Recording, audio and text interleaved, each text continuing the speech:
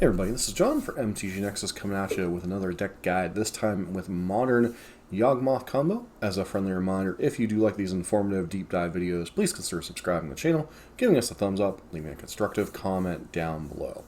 So Yawgmoth is a combo deck that is kind of the spiritual successor to a couple of decks, Heliod combo and the Vizier of Remedies Devoted Druid combo deck.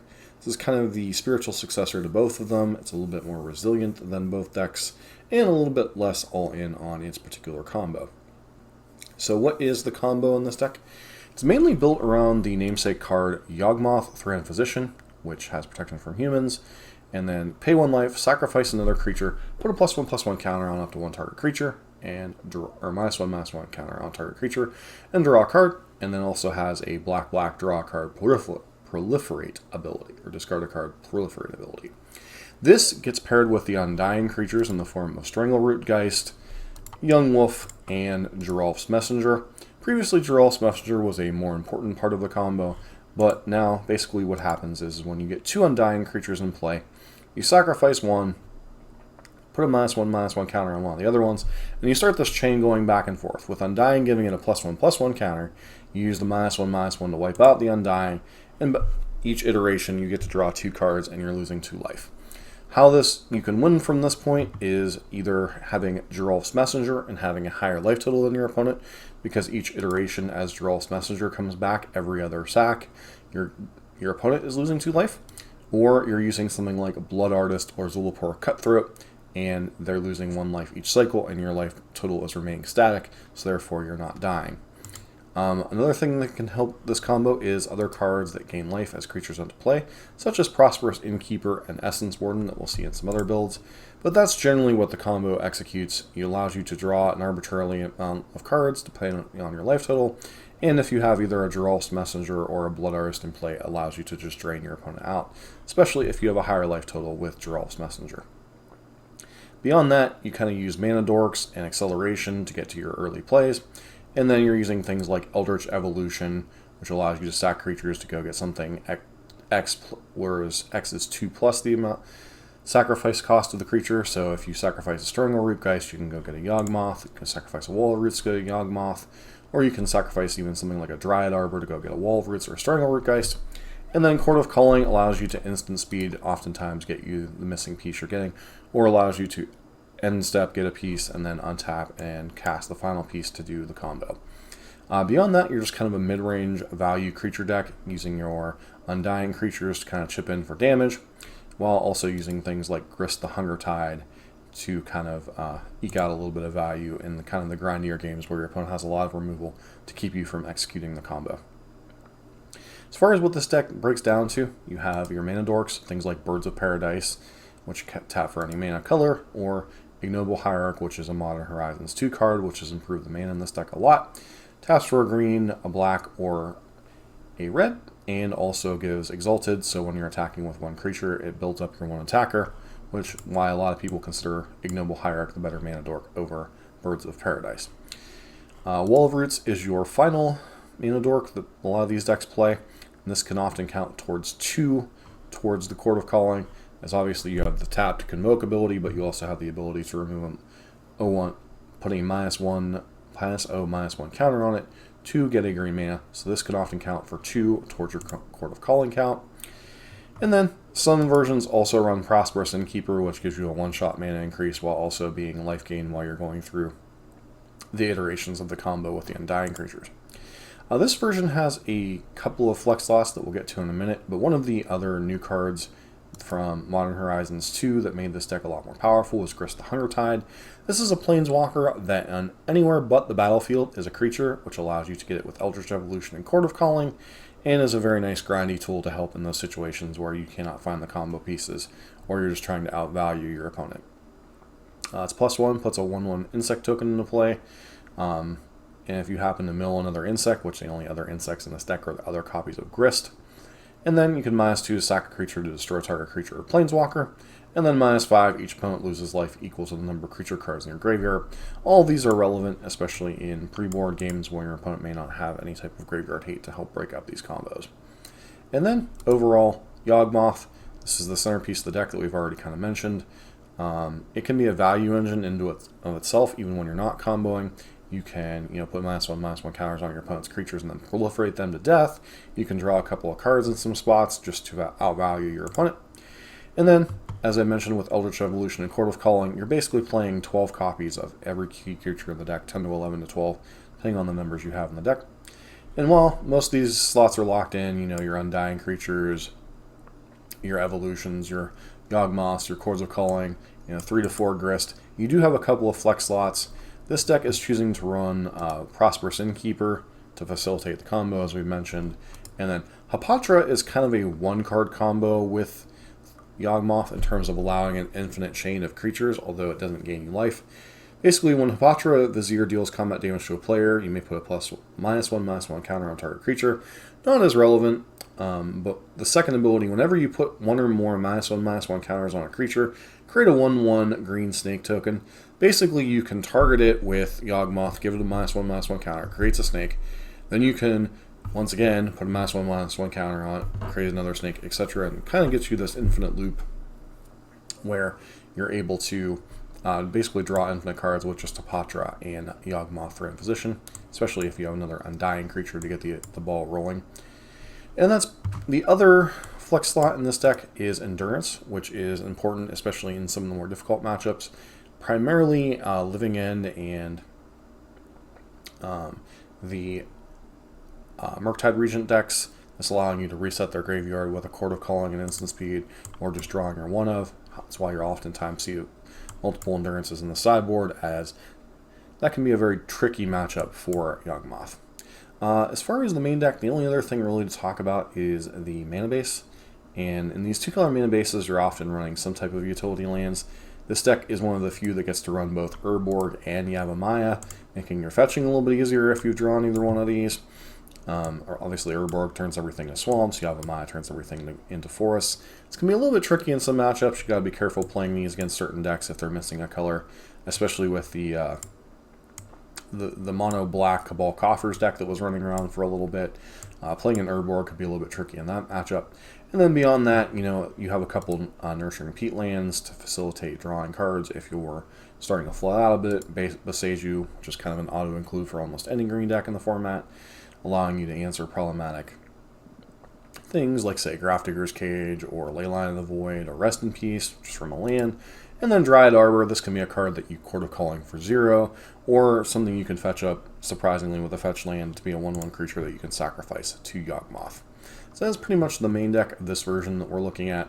As far as the sideboard options, Thought Siege, you bring this in against anything that you need to disrupt, whether it be a control deck or a combo deck, especially against decks that you're struggling, you're maybe not as fast as, or decks that one key card can kind of blow you out. Necromentia, this is kind of your breakup combo decks, whether it be Living End decks, whether it be you potentially even name Tron, especially if you're on the play. With a mana dork into Necromentia, you can often get the Tron lands before they can get it down. So this is a very nice card just to have in against decks that are relying on one specific card, like Amulet Titan, Tron, any of the Cascade decks, etc. This is a very nice card to have access to in those matchups. Force of Vigor, this is a way to blow up any type of artifacts or enchantments, particularly against Hammer Time, but also against anything that might be packing in like Graveyard Hate to disrupt your combo. But once again, you're not entirely reliant on the combo, but still it's a nice thing to have answers to that. Cetacean Petitioner is primarily for a burn-based deck or some type of aggressive deck. Primarily burn. This allows you to kind of recoup a lot of life, especially out of nowhere with a Court of Calling.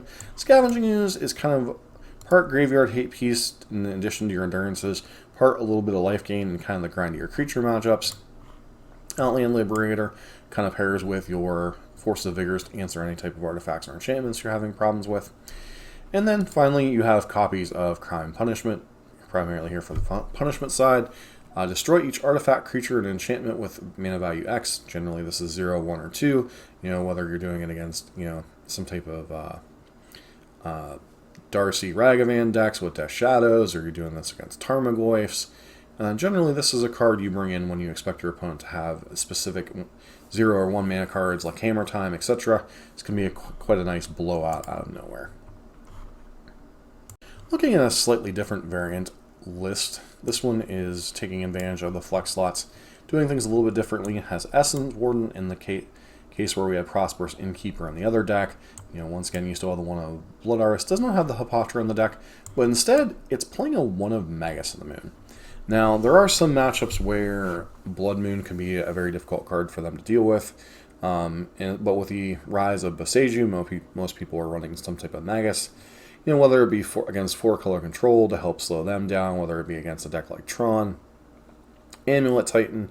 There's a number of matchups where just having this random Silver Bullet is quite nice, although this is a very mana-hungry deck in terms of colors, so it can be kind of a little bit difficult to run this, but, to facilitate that, it is including a copy of Stomping Grounds, and you don't see a copy of Yavimaya in this particular list.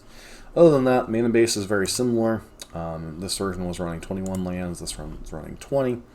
And then, main deck is pretty much the same, other than, interestingly enough, they're running Gilded Goose. One reason I guess you could consider running this is it is a little bit of life gain against decks like Burn, and it's a little bit more difficult for something like Renin 6 to kill, obviously. So, there are some corner case scenarios where maybe you want to run Gilded Goose over Birds of Paradise, because as many accelerants as this deck plays, oftentimes, beyond the first couple of turns, your accelerants don't do a whole lot, so Gilded Goose does give you a little bit of utility in the mid to late game against some of the other aggressive decks, or decks, keeping your life total high. One of the things that I forgot to mention as we were talking about the deck so far is you want to keep your life total generally as high as possible to be able to utilize Yawgmoth whenever it comes down to draw cards to get ahead of card advantage, etc. So that's a very interesting thing that you have to keep in mind is your life total. Well, you can use it as a resource like a lot of other matchups. It's a little bit trickier with this deck, much like something, say, like Death Shadow, where your life total is a resource that determines how many cards you can draw once you see a Yawgmoth, particularly if you can't find a Blood Artist or, an Essence Warden or a Prosperous Innkeeper to keep your life total going as you're comboing out. Sideboarding, this one's a little bit different. Instead of Endurances, this person is choosing to, they have a couple Endurances in the main deck, but they're choosing to supplement it with Leyline of the Void. Clearly they don't want to lose to Living End or Dredge, although I suspect that Living End is a little bit trickier of a matchup than Dredge. Phyrexian Crusader is another interesting card. While I haven't seen anything written up or have seen anybody playing this card, I would suspect this is pretty much for 4-color control, or I guess against Murktide, although it's not nearly as good in that matchup. 4-color control, if you think about most of their removal spells are, Fury or Solitude or Prismatic Ending. This card just single-handedly beats their deck, other than, it can get chump blocked by like a Risen Reef or something for a couple of turns. But, the Infect plan doesn't really play with the rest of the deck, but, it is kind of nice and does play with the -1/-1 counters. Oh, I guess it does have a little bit of synergy with Yawgmoth, doesn't it? With the Proliferate effect. So, this would be an interesting card to see him play. I have not played Yawgmoth in some time, so I don't know what other matchups you would bring this in, but it is, kind of an interesting juke against a deck that is primarily playing red and blue cards. And then once again, we've already talked about Necromentia and Thoughtseize. Necroplasm, not really sure what this one's for. Beginning of your end step, destroy each creature with mana value equal number of +1/+1 counters on Necroplasm. Maybe Repkeep put a +1/+1 counter on Necroplasm. Interesting. I guess it's good against Hammer Time and such. Not really particularly sure on that one. Baloth, this is very similar for what we saw the Cetacean Petitioner for. This is kind of a anti-burn target, gaining you a little bit of life in those matchups. A couple copies of Force of Vigor, once again, primarily here for Hammer Time or any type of hate cards you might expect your opponent to have in terms of graveyard hate. Collector Oof, that's pretty much got to be for Hammer Time. Although, there are some other artifact decks out there, some food decks and such that still pop up from time to time. Helps to shut that down a little bit. Outline Liberator, kind of the same thing as Force of Vigor, and then Crime Punishment we've already talked about. This list, we're looking at 21 lands with this particular list. The main deck, you have a Scavenging Ooze in the main deck this time, as opposed to some of the other bullets we've seen. Once again, it's a little bit slow in this format anymore, but, you can get this going on turn 2, turn 3, it can help keep the graveyard down for certain decks, whether it be Living End or Murktide. There are some other corner case scenarios where you want Scavenging Ooze. Those are the two decks that I can see you wanting it the most against. Obviously the one of Endurance, and then the rest of the deck is just kind of what you're seeing. A lot of these decks have gone down to one Jural's Messenger, as it's obviously very difficult to cast and not the best in creature matchups. Sideboard is a little bit different this time around. They're running Nature's Claims instead of copies of Force of Vigor. Not sure I like that one. A lot of these other cards we've seen, Thoughtseize, Necromantia, and Leyline, we've already talked about. Thrun, kind of a decent anti-control card. But the interesting one in this one is Leyline of Vitality. This is quite a powerful card against especially burn decks in terms of getting you a little bit of life against any type of other aggressive decks. Creatures get +1/+0, and whenever a creature enters the battlefield under your control, you may gain 1 life. So, as you're playing a deck full of nothing but creatures, especially as you're playing things with Grist and stuff, this allows you to gain an arbitrarily large amount of life over a longer game, making it more difficult for a deck like Burn. And then, your arbitrary one of Outland Liberty. The final list that we wanted to take a look at is the main card that I wanted to look at was the card in the sideboard, the 2 copies of Leyline or Chalice of the Void. This is obviously a decent hate card against the various Cascade decks. It's also something you can bring in a pinch against decks like Burn and Hammer Time. While you do have quite a bit of 1-drops yourself, you do have access to them through other means, through, your Eldritch Evolutions or your Cordo Calling, so you're not necessarily locked out of getting a Wolf if you need one. And oftentimes you can even cast a Chalice on 2 as early as turn 2 or 3, which, you can lock out certain key decks with that. But it is an interesting card that I have seen pop up previously, a little bit less in recent times. This is the only list that I found with Chalice recently. But it's still a card you need to be aware of that this deck sometimes plays, whether you're playing for and against it. Force of Vigors, Endurances, and all this we've all kind of covered before. As far as attacking the deck, it's a little bit tricky to attack this deck. It's one of the more resilient creature decks, and probably one of the few reasons that it still sees play, as other decks like Humans and Merfolk and Heliod and all of these decks have fallen by the wayside since Modern Horizons 2. It's largely because this is one of the more resilient creature-based decks, and while it doesn't have the fastest clock, it is very consistent at what it does. This deck can be disrupted by control decks to a certain degree, and it can be gone over the top by something like Amulet Titan and such. Tron can also be a little bit tricky at some points. This is a deck it's very much a mid-range creature deck. So, other creature decks it's going to bog down and beat up on. If you notice the sideboard, a lot of these are skewed towards anti-combo stuff with Thoughtseize and Necromantia. So you're definitely going to be facing down a lot of anti-combo stuff going on in those situations.